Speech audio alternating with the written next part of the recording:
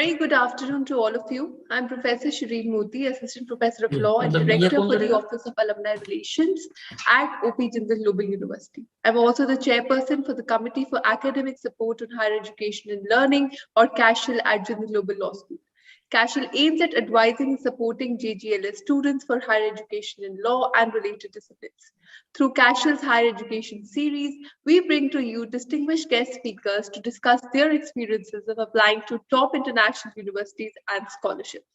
With this, I welcome all of you to CASHL's fifth webinar as a part of our higher education series on the topic of all about the LL.M program at UC Berkeley by a distinguished guest speaker, Ms. Shrimoyi Biswas, who is also an accomplished JGU alumna. Welcome, Shrimoyi. Ms. Shrimoyi Biswas completed her BA LLB degree from Jindal Global Law School in the year 2015. She successfully gained admission and completed her Master in Law or LL.M degree from Berkeley Law with a focus on intellectual property, technology, and entrepreneurship law in 2017. She has also attended various workshops and symposiums to learn more about privacy laws.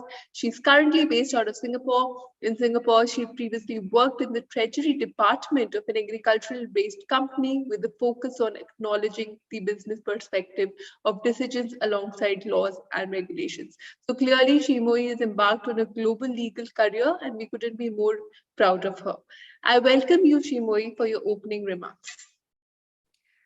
Hi, good morning to everyone, and thank you so much for having me on this webinar today.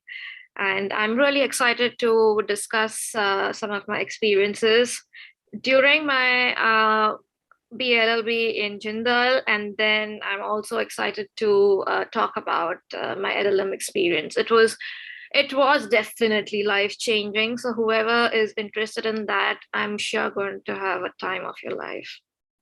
Thank you, Shrimoyi. Today, we are also joined by my colleague, Ms. Nishta Kohli, Assistant Manager at the Office of Career Services, OP Jindal Global University, and other members at CASHL. She's a discussant for today's webinar and will be taking up the Q&A section towards the last 15 minutes. So please use the Q&A feature to send your questions. If you are viewing us on YouTube, you can send your questions there as well. This webinar will also be available on the JGU website on the CASHL playlist, where you can view our previous webinars as well.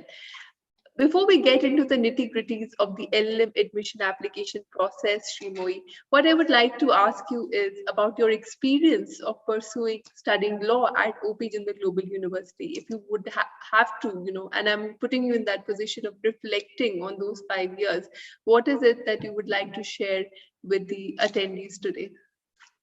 Yes, so I mean, now obviously it all feels like it literally was a decade ago for me, because I joined in 2011. And so mine was the BLLB, the 5-year program, freshly out of school. And we were still quite new. Like, my batch was the third batch at the time. So we were quite excited. And I remember when we came into the campus, like, we were still like the biggest batch. So we almost like took over everything around. And just the experience of making friends and studying together for the entire 5 years. And we had an excellent faculty. I'm sure that the faculty is still great, evolving. There are so many new courses right now, but during my time, we had such distinguished professors from different parts of the world with their own niche. And that really also helped in, because they've always been very engaging, very open. I think that might be a specialty of our law school as well, that you can really get on a very different intellectual level, on a personal level, because so many of them even stay on campus. So that is also such a nice time to bond with them. And then the rest of the batch as well. And we also used to have a lot of these cultural events, which was one of my favorites. I used to take part all the time because I've always loved doing something extracurricular. So obviously I have absolutely pleasant memories till now. Just when you enter college, all the restrictions are over from school, and we had this beautiful campus that we used to enjoy around the flagpole. This used to be like one of the places to hang out and study and do everything all the time. I'm sure it's still legendary.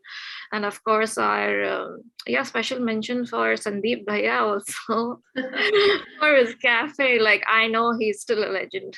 So like, yeah, great memories, lots of learning. I know that some of the faculty is still not around, but it's still nice to stay in touch with some of them over LinkedIn, which I'm sure everyone is going to keep in mind. So yeah, thank you so much. A nice trip back to memory lane. Good to hear that you have so much of gratitude towards your own alma mater, and you're looking back with it with a smile, which is always wonderful. Uh, but when we are in law school, and of course, I was there when you were there, we knew each other back in law school as well. At that time, there are so many experiences that shape our thought process, not only for a professional decision making, but also the kind of life that we would like to lead in the future. And your profession is not away from the kind of life that you want to lead. So when is it and how is it that you decided that, the LLM degree from a top US law school is something that you are eyeing at and would like to work towards? And what was it that really propelled you to in that direction? And then how did you decide that I'm going to go to the US and I'm going to pursue an LLM? It's a big decision for somebody who's in their early 20s. You're just about getting to know yourself and the world around you. So, what made you decide really how, when, and why did you decide that you would like to pursue an LLM from a top US law school? Yeah. So I knew that I always wanted some kind of educational qualification and experience outside India. I mean, it's not necessary. It's obviously a personal choice. And but I had also done summer school with the LSE in London. So I really liked that experience that time of meeting so many people and learning about different jurisdictions. And even in Jindal itself, we had a couple of these classes where we had to study constitutional law, comparative constitutional law and jurisdictions. So that always got me excited. I like doing this comparison kind of courses. So when I was, obviously this whole like application buzz usually starts in your final year when you're really trying to find out what you're going to do later. So I personally, for me, I was obviously still in two minds because I had also sat for the on-campus recruitment we had. But I knew that I definitely wanted to get it done. I had spoken to some of my professors for sure for advice. And what everyone says is that like some people say, you either want to get into LLM right now because you are still young, you still have the tenacity to keep studying. Because when you do an LLM, you also need to go through certain things for your application. Then when you're there, you of course want to do a lot of networking, and you're still like, it's still very raw. Your career is just going to start. On the other hand, I also know a lot of people who have said that LLM has worked for them when they are looking to make a switch in their career, or they just want to take some time off on a sabbatical.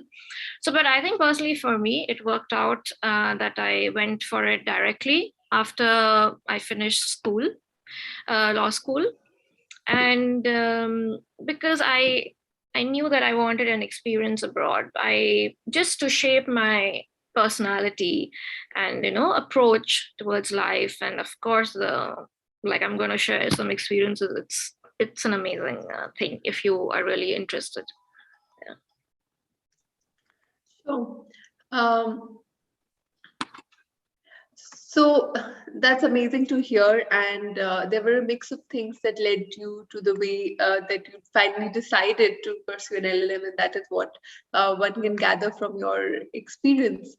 But Of course, there's one part of the decision making where you decide that you would like to pursue an LLM, and then there's another part wherein you actually start with that process of applying to top US law schools or law schools in other countries as well. And firstly, you get acquainted with the application process, then you are slowly and steadily trying to grapple with the demands of the application process, and then you end up writing those application materials and submitting, and then waiting for the results to come in, and then you finally take off to your foreign university. But there's a lot of hard work and planning and strategy that is involved. So what are the various steps for somebody who is uninitiated with respect to LLM application processes, especially when it comes to US law schools, because you use the LSAC system and there are certain nitty-gritties that are very unique to US law schools in particular. So what are the various steps that are involved in applying for the LLM admission at UC Berkeley? And then I will get on to the question of, and we'll discuss the details of the application materials. But really first, the broad steps of applying. What all should one keep in mind is something that you can discuss with us. Yes. When you're applying, of course, you want to keep your options open.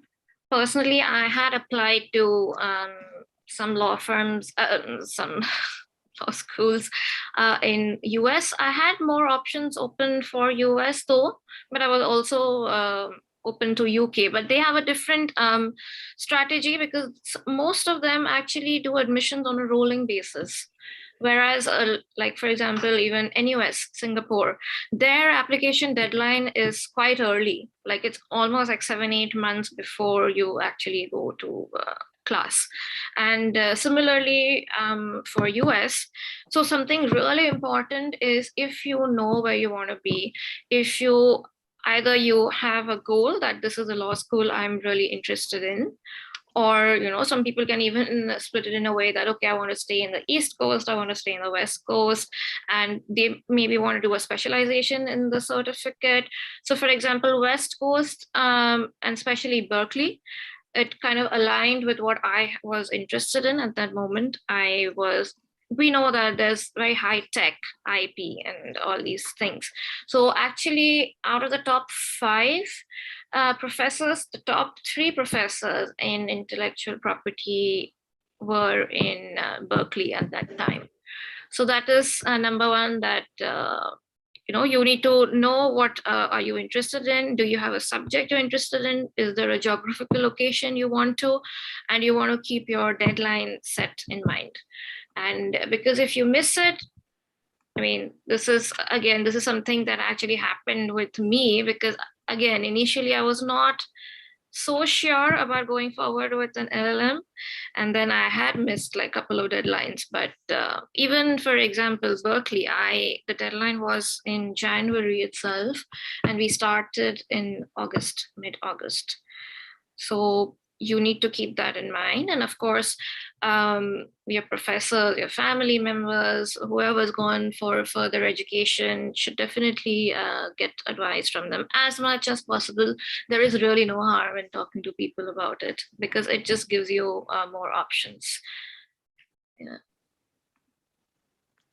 Yes, definitely. You need to be well informed, and it's a part of your research that got to speak to not only current students, but alumni of the institution, the professors, the faculty, as well as you need to speak to your own family, friends, and relatives in order to get in their insights in terms of if they have any experience and knowledge about the LLM application process. There's no shame to that. It's actually a part of the process. It's good to ask, it's good to know.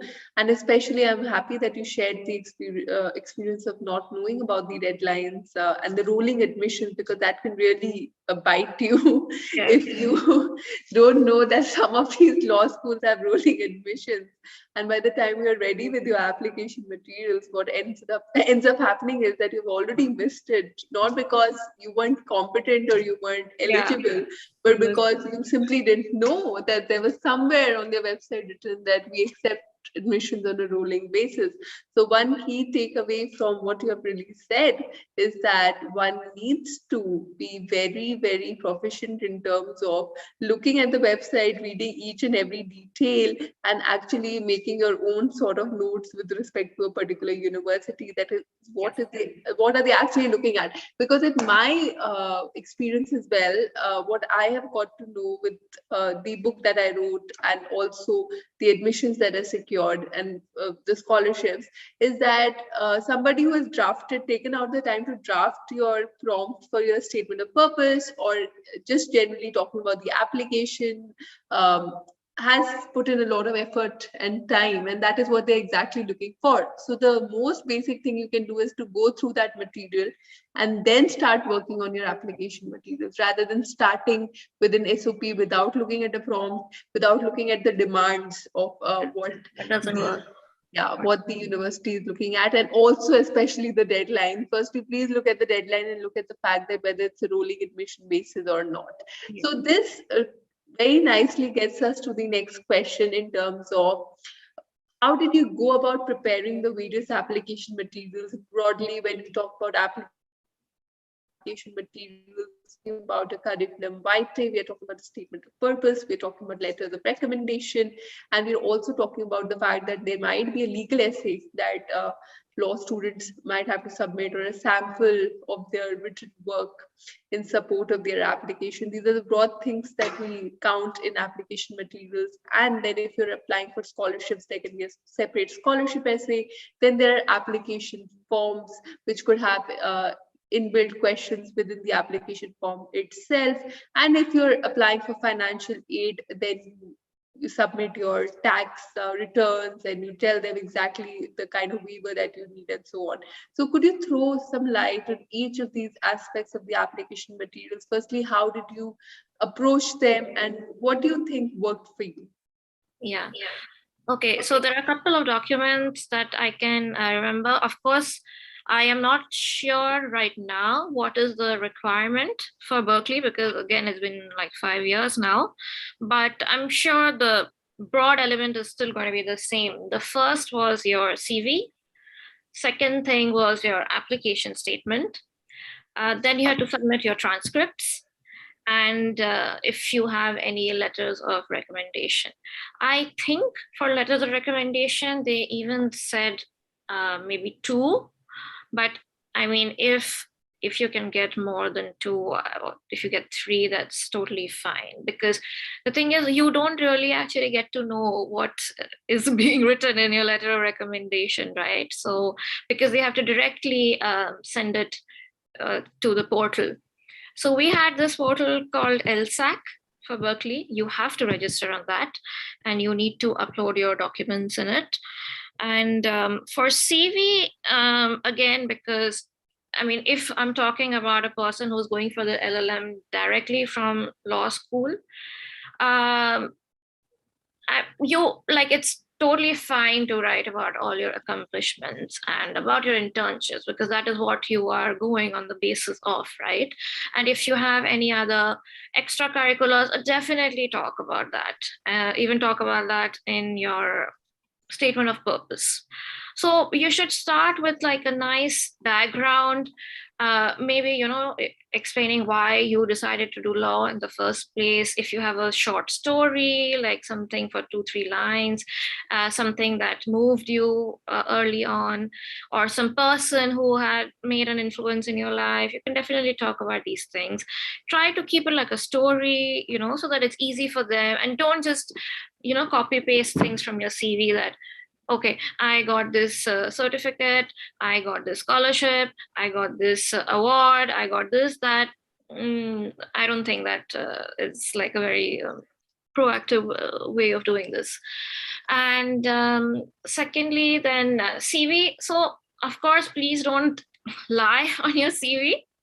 Just be honest with whatever is there. But I think it's okay, like, to mention all your achievements, like especially the top ones. Something that obviously the CV structure is a bit different in US. So if you have like a short like two-liner, you want to say something about yourself, what are your interests, that would be a good thing to do. And then definitely start with your most current achievements, most current internships or job, whatever that you're doing right now. And then we also had to obviously send in your transcripts. Please make sure you send in a couple of copies and you keep copies for yourself. Get it laminated because I mean, even for later on when you need to go to law school, if you want to go ahead, like for example, if you want to take some bar admissions, bar exams, it's very important that you carry all these documents with you from India already. And then also the letter of recommendations. So I spoke to my professors who are happy to help me out. And I also got my materials vetted by some of my professors. I asked a lot of friends also, because it's nice to get a different point of view. You get a point of view of a person who is like your age. You also get the point of view of someone who is very experienced, who is going through these things many times. So if someone has time, definitely ask them to take a look at your documents. It's going to help you very, very much. And also I got it vetted by some of my friends who had just applied for LL.M admissions. So these are like very basic documents, but just spend time on it. And if possible, you can try to have a different folder for every school that you're applying for. Or maybe you can make like a spreadsheet or something that helps you. And please mention the deadlines beside it and mention the list of documents that are required beside that law school. And try to curate it as per the requirements of the school that you're applying to. If when they always mention what are they looking for, or what is their goals, try to see that, try to resonate that in your document. You cannot possibly have one for every place. There has to be a few tweaks, and please don't mention the wrong name or something in the document. Yes. Shimar, that was so helpful, and it's like you have shared your experiences in a nutshell for anybody who would be interested in applying for the LL.M program. And these are very important insights that you have been able to share with us. What I really liked about what you said is, of course, I liked everything that you said, but just picking on a few things which I find interesting and absolutely important is firstly making your own sort of a chart of the law schools that you're applying to, the deadlines, the application materials, and where you are at when it comes to preparing those application materials. Second thing that I found interesting is don't mention the wrong name. So that ties into the fact that you have to absolutely be sure what you are submitting. Sometimes what happens is students end up, or prospective applicants rather, end up submitting previous drafts of the statement of purpose. And that is really detrimental, because once you miss the application deadline, you just miss it. They won't accept anything else from an alternative channel. So you have to be absolutely sure that the way you are saving your files is also important within your own laptop, so that you can access them easily later. The third thing that I would like to share with the students is that sometimes what happens is that you send your SOP to multiple people for their comments, and then you rework on the same document. But be absolutely sure that none of their names appear in your document, or there are no comments left behind. So always work on a fresh document. While it's okay to get comments from other people, and it's absolutely allowed and permissible, but it's not okay that if somebody redrafts a sentence for you or is working on your SOP for you, that is something that they take very seriously. So be absolutely sure that there are no typographical, grammatical errors when it comes to your application materials. And each application material is important: the curriculum vitae, the statement of purpose, the letters of recommendation, the application form. Everything is absolutely important, and it's your duty, especially as lawyers, to check the accuracy as well as the language in each of those documents. They take it very seriously. Another thing that Shimoi pointed out is formats. Formats are absolutely critical. You will spend a lot of time, looking for formats and then working on those formats, because if your document is not in the format that is acceptable to the person who was looking at it, then it can be seriously it can seriously work against you. So do research with respect to the format of the CV that is acceptable to a particular university. Many a times they have it in their resources. You can even call up the admission department and ask them whether they are looking for a particular format, font size, style, spacing. These things are absolutely important for somebody who is viewing your application. And Shimo, you also talked about the LSAC and how that is critical in terms of how you understand the working of LSAC, because you will be using it throughout your application process for US law schools. It's simple, but you have to spend a little bit of time on that. So those are absolutely brilliant points that Srimoy was able to share with us. Now, Srimoy, coming to a little bit of a difficult question, because I'm going to ask you the pitfalls of the application process by sharing with the attendees that what are some of the do's and don'ts of the application process, and if you would have had the opportunity of applying again, would you have done something differently when it came to the application process? Yeah, so the number one pitfall that I already mentioned was deadlines.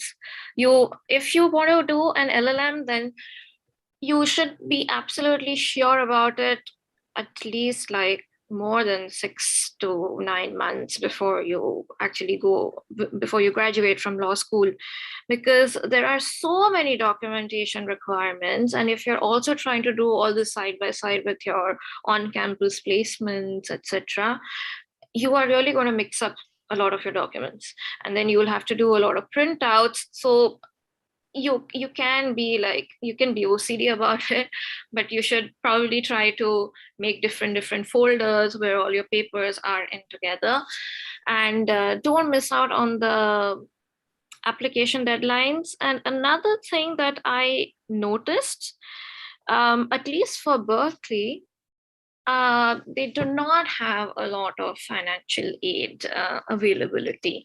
So something that I learned also, because a lot of students who came, they had applied for a lot of aids from their home countries. So this is something you would want to consider very early on, because there are many options already in India. And of course, you should apply, you should try, you need to, I mean, along with the application, I think you also have this availability where you can mention that I would also request for some scholarship. And this is a caveat, like just to be honest, that you should take some more time thinking about it. Otherwise, I think basically I would have taken a longer time so that I could have prepared myself better. What do I want to do? And really have this mindset that, okay, this is the country I really want to move to. And I'm going to maybe try to do some research about the place before I move, try to get to know about some of the professors. I did, obviously, but maybe I could have done a bit more already during the application process to include it in my statements, because that makes a better impression, of course. Yeah, That's very honest of you and brave of you to share all of that, and courageous as well. So thank you, Shimoy, for that. I mean, truly, I mean, there are so many things in hindsight that we can think of. And you mentioned deadlines, you mentioned being more proactive with the research, because you cannot be prepared enough to pursue this life altering sort of year that you're going to have. And I always say this, that whoever does an LLM from a foreign university comes back a changed person. You only learn more. And today you have opportunities in India as well, which are comparable to any other country in the world. So never go with this mindset that you have to land up with a job in the US or the UK or any other country, because if that happens, it's great. If it's in line with your professional goals, it's great. Otherwise, you will be valued back in India as well, especially in academia, because you know the LLM is required to be teaching in Indian law schools. And otherwise as well, your career is going to be 30-40 years hence. So it is always going to be a plus point for you in terms of your own knowledge, as well as the experiences that you get from a global exposure in terms of attending a foreign university.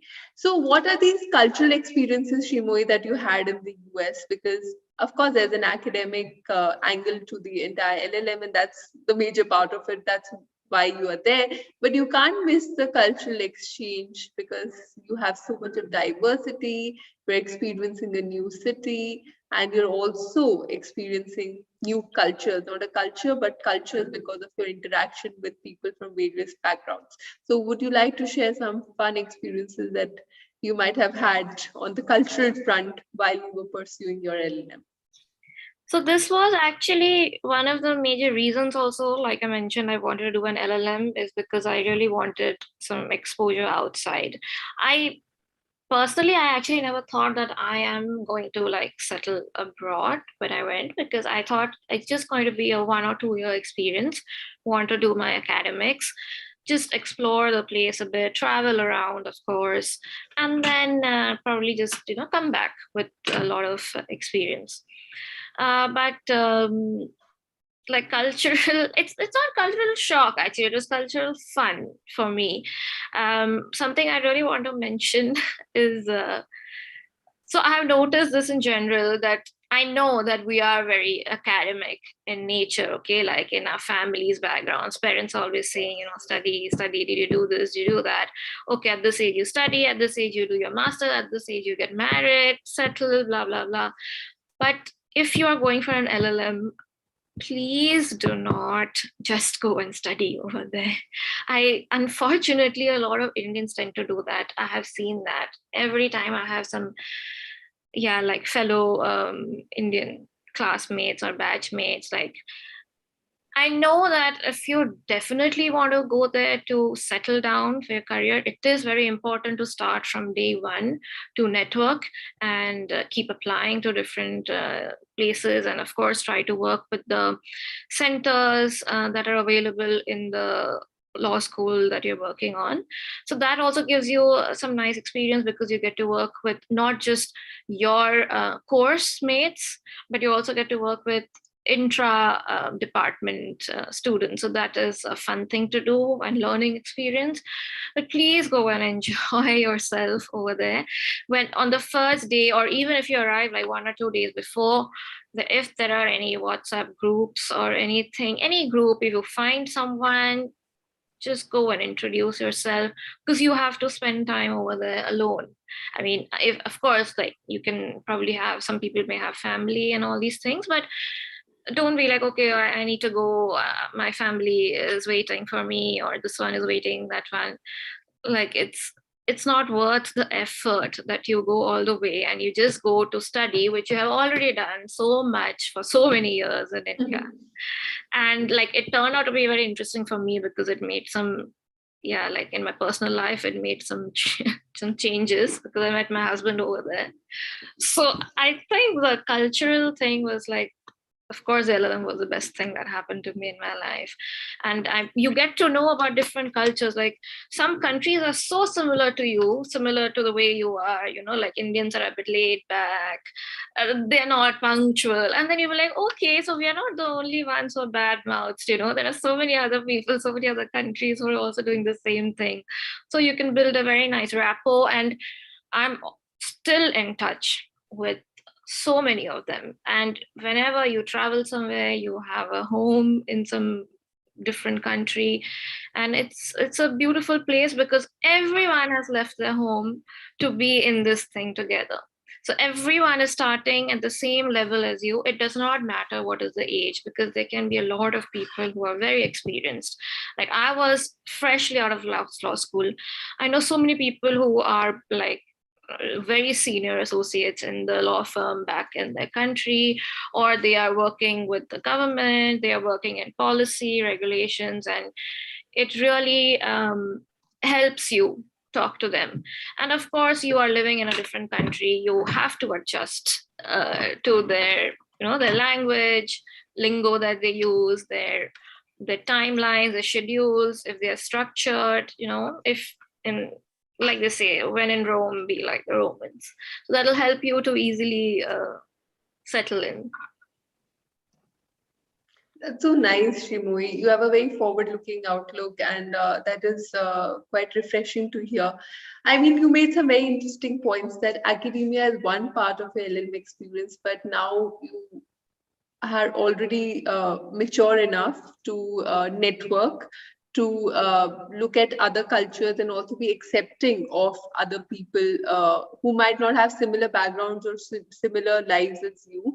And that is absolutely important. And that is something that the LLM teaches you, because you really, the word that you were trying to use is cultural shock. And there is actually a cultural shock when you go to a foreign country, and when you come back, there's a reverse cultural shock or adjustment, because then you don't know, like, where do you belong Where more. do I fit? Yeah. Yes, that happens to us. So then in all of those experiences, I think the best thing is not to be judgmental and to be accepting of the situation and go as it comes, rather than having a lot of preconceived notions about the university, about the faculty, about what you're going to study, what is Oh, going to happen, and the kind of people that you're interacting with. So really broadening your horizon in terms of not only understanding the law in a different country, the legal processes, the way education is delivered in a foreign in some other university, but also how people live their lives across the world, and you could learn from them as well, and they learn from you. And there is a stereotype with an Indian student that they'll just be stuck in libraries, yes. and we end up doing that a lot because we are programmed to do that because we don't want our grades to suffer for one night of partying or going somewhere with friends or experiencing going on trips. We are not actually very forthcoming when it comes to all of that. But one should come out of the comfort zone and go for those trips. And you necessarily don't have to sacrifice on your academia. You can really divide your time well. And the West is known for balancing between the two. So I think you have been able to do that quite well. And you've got so much out of that LLM degree, not only professionally, but personally as well. As you said, you met your husband there. What could be better than that? Yeah. So the LLM at Berkeley would always be special to All right. Yeah. you, more than somebody who would have just ordinarily done an LLM, and that's great to hear actually. So those are some of the important things, and not only networking personally, because of course you develop your own circle. If you don't develop your own circle, you will be lonely in a different country, and you might suffer from depression and anxiety, and it's very common with students. They Works. become homesick. So it's important to have plans, and it's important to have your own circle and develop it slowly and be patient with yourself and so on and so forth. But also it is important to be professional in terms of networking as well, networking professionally, going out there, putting yourself out there more, and also connecting with the right people in terms of attending conferences, seminars, networking events, and learning the art of introducing yourselves to different kind of employers, because that comes in really handy in terms of internships, in terms of employment opportunities later on. So starting early in that process is good, because then you learn the game faster, and that's the only way that you land up a job as an international student. Of course, you have the career center, you have other support services, but unless and until you yourself are proactive, it's not going to happen. So this ties beautifully into the next question, which is, what are some of the career opportunities that are available to a student who might have completed his or her LLM from UC Berkeley, not only in the USA, but in India or other countries as well? What do you think are some of the career opportunities that are made available? Yeah, I think I know that a lot of people, if they are interested in LLMs, I know people who want to continue further and they want to get into a PhD. So I do have some of my LLM friends who stayed back, they did a PhD, and of course they are working part-time, and that has added to their credibility a lot. And it has not been so difficult for them to actually land some opportunities. I mean, I would assume that is because of so much detailed focus they have already built into their specific niche network a lot, while probably they were already working back in law school. So, for example, in Berkeley, there is the thesis track, And there is also the traditional track. So I had on the traditional track of LLM, and thesis track is when there are obviously restrictions. So you cannot take a lot of courses because you have to spend a lot more time on the paper that you're working on. But during the experience, they are tied up with the professor, and they probably, I guess it depends on who is the supervisor, but sometimes you have weekly meetings with them, and then you have classes with your thesis track, and then you also exchange comments. You're always like working together, you're progressing together on your paper, and then you share it with each other, and then they make a presentation on your behalf on this is okay, this is not okay. So this is something I have heard from my friends who are in the thesis track. So that definitely, if you're interested in a PhD, you should pursue that. West Coast, California, again, on my personal experience, I was part of some of the centers. So I was part of the Center for IP, Tech, all these centers, and they did organize a lot of networking events. It can be a bit of a disappointment because many of them are probably restricted or targeted towards JD students, 1L, 2L. But there, if you're part of these centers, actually, even like we were also able to go and take part. So they usually have these presentations. There are people from different law firms who are there, and that is the biggest tip I can give you is just network. You network, you go for these events, and please network, and don't be shy to get the LinkedIn details and add them, and always remember that you should not leave a very long gap, but you should not also be like very prompt, like maybe you're standing there already and you send them a LinkedIn note because they probably they're talking to someone else right now, they might not remember it. So maybe after like half an hour of leaving, you if you specifically had a good rapport with someone from a law firm, then you can just send them a note that, hey, it was nice to meet you. I'm sure everyone knows what is a basic introduction. And we met at this event, and I hope to stay in touch. And I'm also interested in maybe staying back, or this is the field. So if you have any contacts, please put me in touch. So networking is the biggest single most important way of being able to land something. And I guess career opportunity, if you also take the bar exams, if you're interested in settling, that is going to add a lot of credibility. They also look at your work experiences. Even if you have internships, that's still fine. If you can do something part-time already over there, if you're feeling very ambitious, that is also obviously going to help you a lot. Even if you're doing something small, like you're working for career services department over there, or for international students, you're helping them out. These small things you do, if you have some experiences with NGOs, some voluntary work, they take that very, very seriously abroad. I don't think it's just US. They take it very, very seriously, and it's highly regarded. If you get an opportunity to do something while you're studying already, that is also going to put you in a very nice light, in my opinion. Thank you, Shimoy, for that. And in fact, networking is quite important in terms of landing any kind of opportunity. And you shared a quick tip in terms of keeping your LinkedIn profile handy, also working on your LinkedIn profile, because all of these prospective employers do look at that and very seriously. Today, hiring is happening through LinkedIn. So before attending a networking event, you should really update your LinkedIn profile. And whenever something major happens, one should update their LinkedIn profile. Have a social media footprint, which is absolutely important, and post things that are in your area so that one knows that you're constantly working at it. Uh, that becomes important. Secondly, you have to make these inroads into those professional spaces that already exist, and you have to make your own identity within that.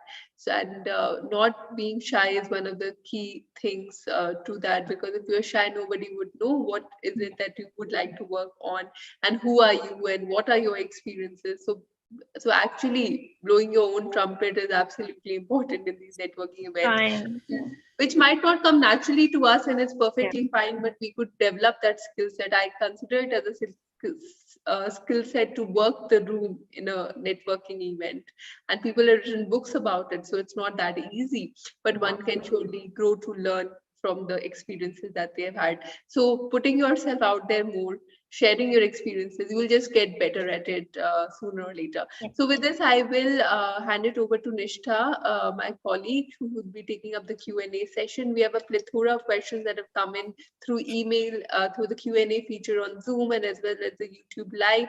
And I'll request Nishtha to take up the Q&A feature, and I'll come back towards the end with the closing remarks. Over to you, Nishtha. Thank you, Professor Shireen. Also, thank you so much, Shimoy, for sharing your valuable experiences. It has really been an insightful session. So I'm just having a look at the questions put forth by the attendees, and I can certainly see the level of inquisitiveness that you've raised in the minds of our attendees through this session. I shall take up the questions in a chronological order for the convenience of all, and I will try combining a few of them. So, Shimoy, the first one is, what academic requirements are needed for Berkeley? What GPA is needed? And how important are these grades for gaining admissions at UC Berkeley as well as top law schools in the US? Okay.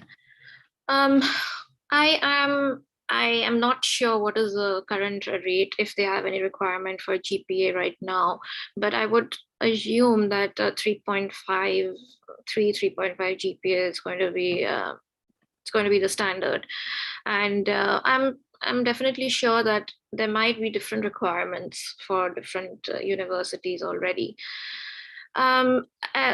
Academic, so what we are doing LLB or BLLB, that is the equivalent of JD that they do before the masters.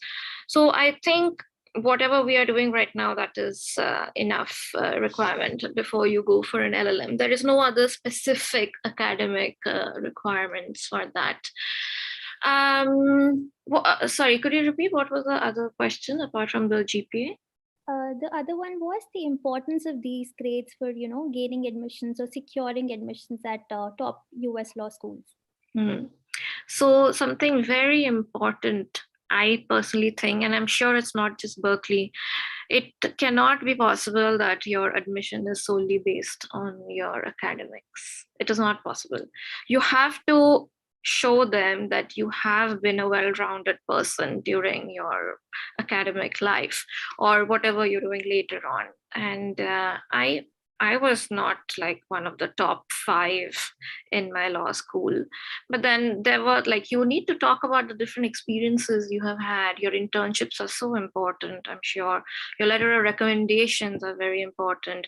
If you have been able to be part of any study center or any volunteering experiences you have at law school or otherwise, like I mentioned, I think voluntary experiences are actually quite important.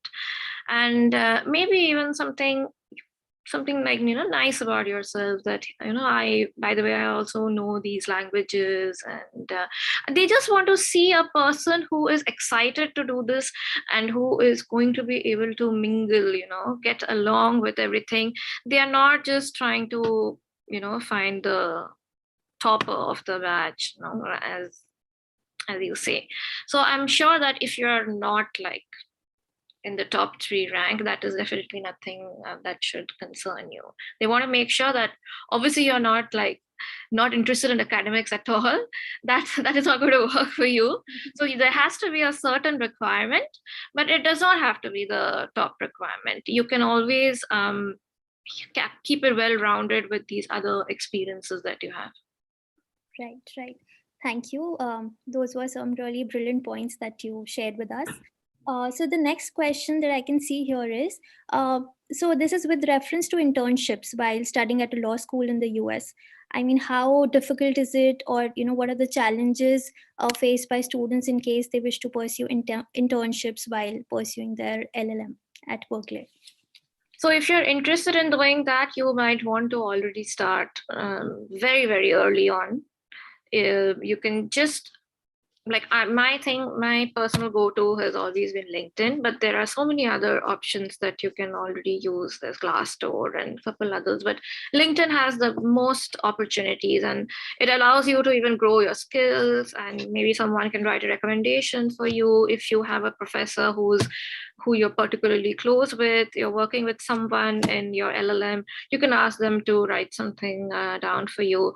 Just keep applying to different places, keep applying, even if it's because if you're already like you are just in the LLM at the moment, so you have to be a bit broad-minded, I would say. Like in retrospect, you cannot imagine that they're going to give you the top most wanted job position that you're interested in. You can also try to be open to some paralegal options, because what is important is not the position. What is important is the work experience. Yeah. And that will not at all progress if you don't you're not open to starting small, because understand that you have not studied in their legal structure. You have not studied that. You're only going there on the basis of your master's. So it's very competitive, but internships are definitely possible if you keep applying. That's how I did 2 internships. So I did one with a law school, with a law firm, and then I did one with a nonprofit, and which was more engaged in policy. So like both my internships were completely different. One was very corporate and the litigation based, actually, and the other one, I had a lot of experience in doing field trips. I could go for a lot of these places they were going to, recommend policies and discussions, talk to the policymakers. So like that one, that gave me a very different approach to, and a closer look actually, to the criminal justice system in US. So, and that was like the stipend wasn't very high over there, but it gave me such an amazing opportunity to go and talk to these people. We even went to Sacramento, the capital, and we were basically putting forth a policy, and then we needed to get in touch. We had to get some of the votes from the legislative members. So that was such an interesting experience that they took all their interns with them. So you could try to apply for some of these nonprofit places also. You will learn a lot. Right. Thank you, Shimoy, for answering that. So the next question is pertaining to the LLM applications for a person who has a few years of prior work experience. Does this work experience really, help one in finding a job in the US? If you could. I know about a lot of people who did move to the US with that. So unfortunately, because in India, it's not open to foreign law firms.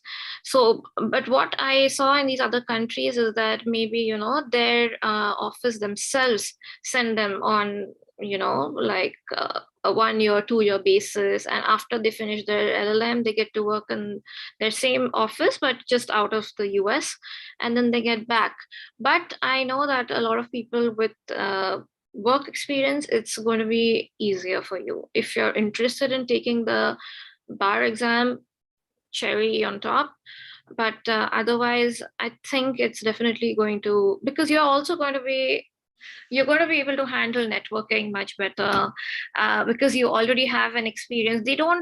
They don't necessarily want someone who they really have to hold hands and teach something. That is not to say that they don't give these opportunities, but if in general, how is it to work in a professional environment, that is probably going to give you an edge over others. I don't want to discourage anyone, but yeah. Right. Thank you for answering that. So the next question is quite interesting. So the student is asking here, is it frowned upon to mention in your SOP that your plan is to return back to India after your LLM? Actually, I think not. if you are showing that there is something, if you have a plan, that is so important, when you're writing a conclusion. If you can just show them some kind of a timeline that you have in your head, that I finished my studies, or I'm taking a break right now because I want to do the LLM. And this is why I want to do the LLM, because I'm interested in the subject. I want to come back, and then I want to introduce something, or I want to enter into, let's say, policy making and decisions. So this experience that I'm gaining during my LLM, I want to implement it back into when I come back to India. So I think that's totally fine. Right. They just want to know what are you trying to do. Like if you have a plan, they will appreciate it. Right. Thank you. The next question is with reference to the funding and scholarship options that are available at UC Berkeley. So if you could add a little on that.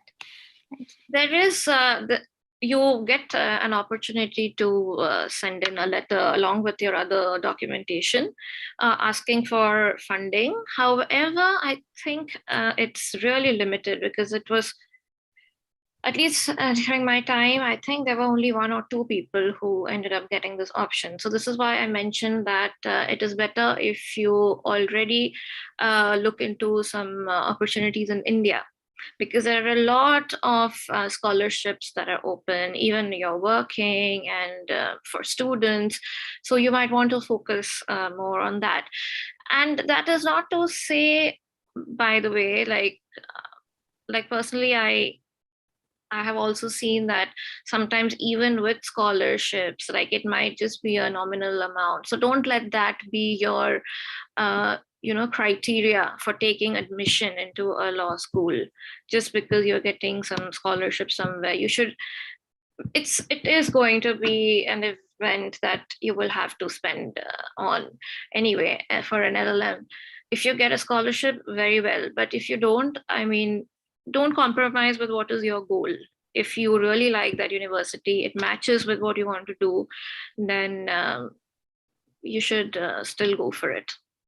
Right. Thank you for that. So the next question is, please throw some light on the English language test examinations. Yes, you need to take the TOEFL exam for this thing.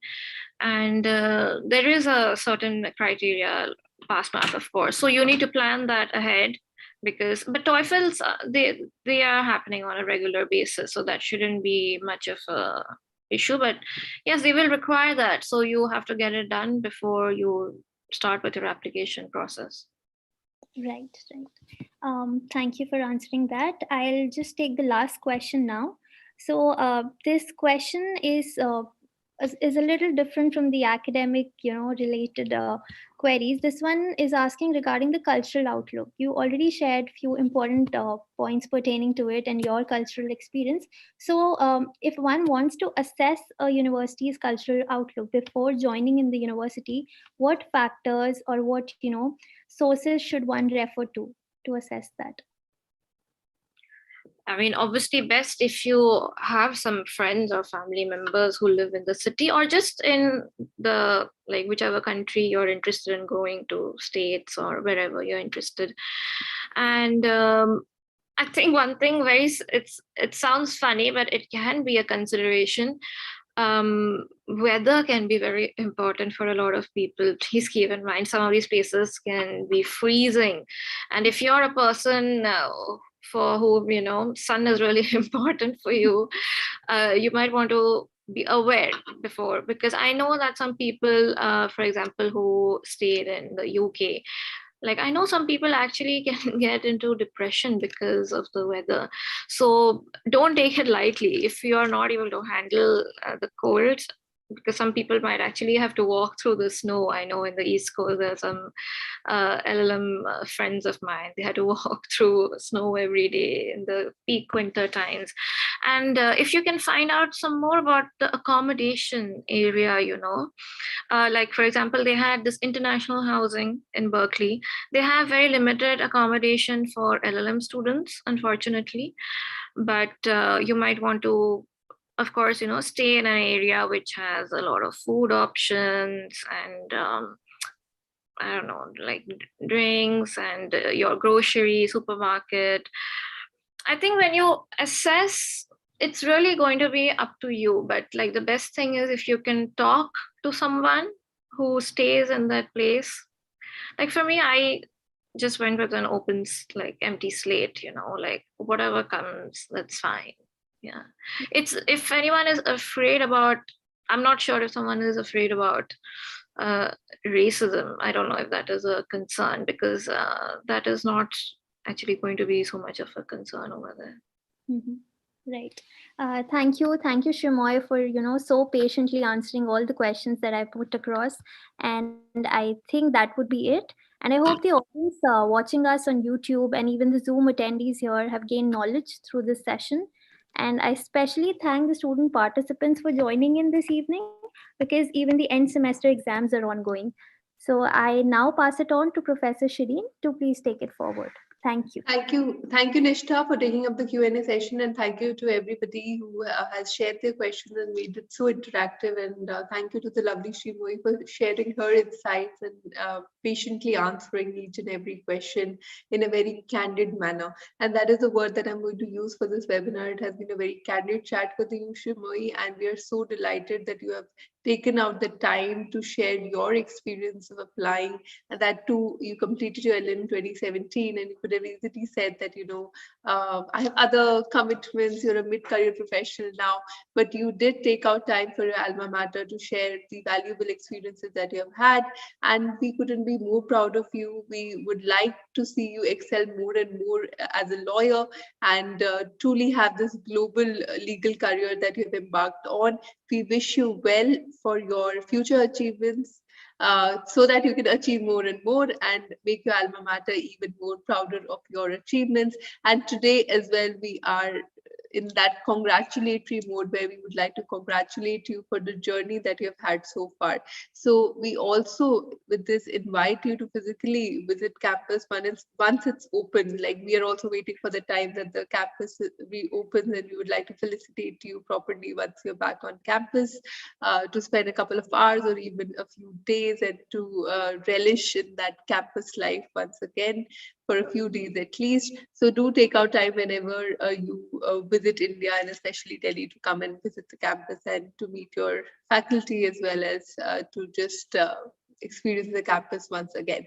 And also keep coming back with these informatory sessions, so that people, your alma mater can grow from your experience in terms of sharing not only your professional journey, but also the way you have been viewing the world and your perspectives, because students will learn from the perspective that you have had in your own professional journey. Thank you so much, Shimoy. And with this, I invite you for your closing remarks, and then we'll end the webinar for today.